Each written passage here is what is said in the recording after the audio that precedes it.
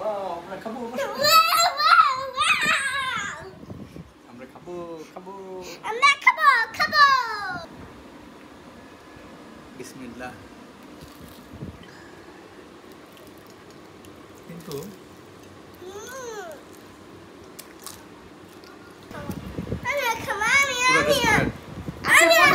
Hello guys, আসসালামু আলাইকুম। Welcome to my another new blog. আশা করছি সবাই অনেক ভালো আছেন। আমি আল্লাহর রহমতে অনেক ভালো আছি। সন্ধ্যা রাতে মেয়ে এবং মেয়ের বাবা বায়না করলো চিকেন ফ্রাই খাবে, তো আর কি করার, বানাতে চলে গেলাম। রেস্টুরেন্ট টাইপ খাবার বানাতে আমি খুবই পটু, নিজের প্রশংসা নিজেই করতেছি।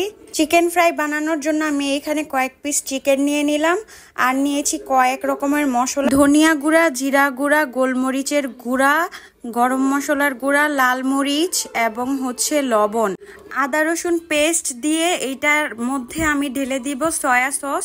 একটু বেশি করে সয়া সস দিচ্ছি কারণ আমি এখানে লবণ অল্প দিয়েছি।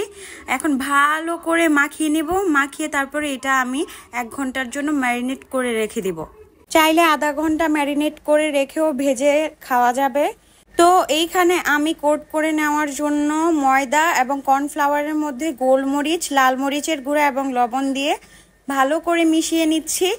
তো এই মিশ্রণটা সব থেকে বেশি ইম্পর্টেন্ট। এটা যদি সুন্দর না হয় তাহলে কিন্তু চিকেন ফ্রাই খেতে ভালো লাগবে না। চিকেনগুলোকে ভালো করে এপিট উপিট মশলার সাথে মাখিয়ে আমি এখন এই যে কোট করে নিচ্ছি। এটা যে যতবার কোট করবে তারটা ততটা ক্রিস্পি হবে। এই চিকেন ফ্রাইটা আমি বাসার মধ্যে প্রায় সময় বানিয়ে খাই, কারণ বাহিরে তেমন বেশি আমি খাওয়া দাওয়া করি না। আর আমার বাসার সবাই আমার হাতের এই চিকেন ফ্রাইটা খুবই পছন্দ করে। শুধু আমার হাজবেন্ড এবং আমার মেয়ে না, আমার মায়ের বাসার সবাই। মায়ের বাসায় বেড়াতে গেলেই মা আস্ত মুরগি এনে দিয়ে বলবে সবার জন্য এটা ভাজো, কারণ তোমার হাতের এই ভাজাটা আমাদের অনেক ভালো লাগে, পুরা কেএফসির মতন হয়।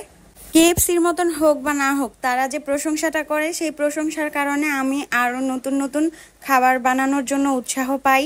তো এখানে আমি ময়দা এবং কর্নফ্লাওয়ারের মধ্যে একবার কোট করে নেওয়ার পর আবার ওই মশলাগুলোর মধ্যে পানি মিশিয়ে ওইটার মধ্যে ভিজিয়ে ভিজিয়ে আরেকবার করে কোট করে নিচ্ছি। এরকম করলে এটা খেতে অনেকটা ক্রিস্পি হয়। তো এরকম করে আমি সবগুলো তৈরি করে নেব।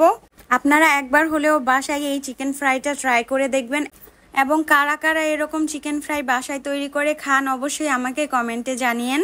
সো এই তো আমার চিকেন ফ্রাইগুলো কমপ্লিট। এবার আমি গরম তেলের মধ্যে এইটা ছেড়ে দিব। গরম তেলটা একদম হাই হিটে থাকবে না, নর্মাল থাকবে। বেশি হাই হিটে থাকলে উপর থেকে পুড়ে যাবে এবং ভিতরে সিদ্ধ হবে না।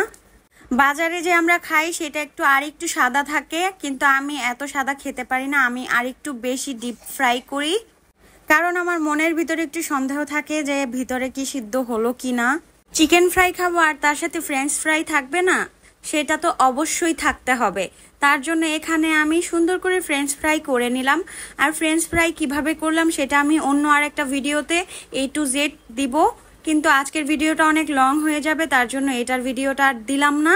তো এই তো আমার রান্না বান্না কমপ্লিট।